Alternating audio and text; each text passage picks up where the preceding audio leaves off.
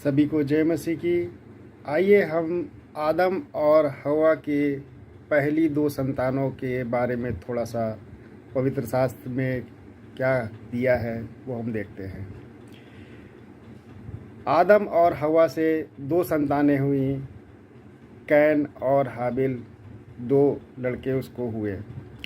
कहते हैं कि हाबिल भेड़ बकरियों का चरवाहा बन गया, परंतु कैन भूमि पर खेती करने वाला किसान बना। कुछ दिनों के पश्चात कैन यहोवा के पास भूमि की उपज में से कुछ भेंट लाया और हाबिल भी अपनी भेड़ बकरियों के कई एक पहलौठे बच्चे भेंट चढ़ाने के लिए ले आया और उनकी भेंट चढ़ाई। और यहोवा ने हाबिल और उसके भेंट तो ग्रहण किया, परंतु कैन और उसकी भेंट को उसने ग्रहण न किया। तब कैन क्रोधित हुआ था। यहोवा परमेश्वर ने, कहते हैं, हाबिल की भेंट को स्वीकार कर लिया था और कैन की भेंट को स्वीकार नहीं किया, क्योंकि कैन ने बलि चढ़ाई परमेश्वर को, अपने पापों के लिए अपने भेंट स्वरूप परमेश्वर को बलिदान दिया था। लेकिन कैन स्वभाव से दुष्ट था,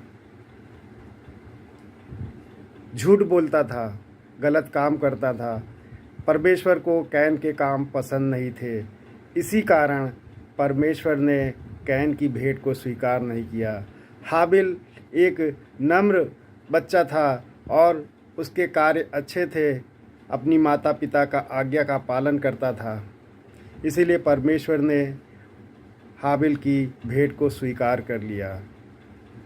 आज हम संसार में बहुत से मनुष्य परमेश्वर को अपनी भेंट, उपहार, सब कुछ अर्पण करने की कोशिश करते हैं, लेकिन क्या हम कभी सोचते हैं कि परमेश्वर हमारी भेंटों को स्वीकार कर भी रहा है या नहीं कर रहा है?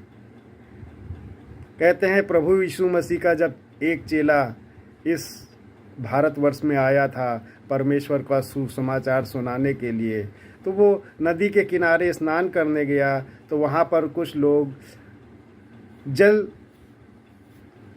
सूर्य को चढ़ा रहे थे। तो प्रभु यीशु का चेला थोमा ये कहने लगा कि तुम लोग जो जल चढ़ा रहे हो वो तो नीचे भूमि पर गिर जा रहा है, वो परमेश्वर के पास तक तो पहुंच ही नहीं रहा। तो तभी थोमा ने अपने हाथों में जल लिया और वो जल नीचे गिरने की बजाय वो ऊपर आकाश की ओर उड़ करके आकाश में चला गया, यानी कि वो स्वर्ग में चला गया। परमेश्वर ऐसे व्यक्तियों के द्वारा ही भेंट अर्पण स्वीकार करते हैं जो मन के शुद्ध और नम्र होते हैं, जिनके अंदर छल कपट कुछ भी नहीं होता है और वो समान रूप से परमेश्वर की आज्ञाओं का, परमेश्वर के वचनों का पालन करते हैं और परमेश्वर के अनुसार अपने जीवन को चलाते हैं, परमेश्वर की व्यवस्था के अनुसार अपने जीवन को चलाते हैं। आज मनुष्य के अंदर पाप भरा हुआ है, ईर्ष्या द्वेष भरा हुआ है, छल कपट भरा हुआ है और वो धन के पीछे भागा जा रहा है। लेकिन धन के पीछे वो जितना भागता है, धन उससे उतना ही दूर जाता है। आज परमेश्वर चाहते हैं कि हम अपने हृदय को नम्र करें, दीन करें और अपने हृदय से हर कलुषता को उस प्रभु यीशु मसीह के लहू से धो डालें जो उसने क्रूस पर बहाया है। परमेश्वर चाहते हैं कि हम अपने मन को शुद्ध मन से एक बालक के समान प्रभु के पास आएं और परमेश्वर को अपनी भेंट चढ़ाएं, अपने अर्पण चढ़ाएं, जिससे परमेश्वर हमारी भेंटों को स्वीकार करें। आज परमेश्वर हमसे केवल हमारा पश्चाताप चाहते हैं और चाहते हैं कि हम उनकी उपस्थिति में प्रतिदिन जाएं, उसकी स्तुति आराधना करें। आज हमसे परमेश्वर और कुछ नहीं चाहते। परमेश्वर हमसे एक हमारा शुद्ध जीवन और निष्कपट मन चाहते हैं। परमेश्वर और कुछ नहीं चाहते।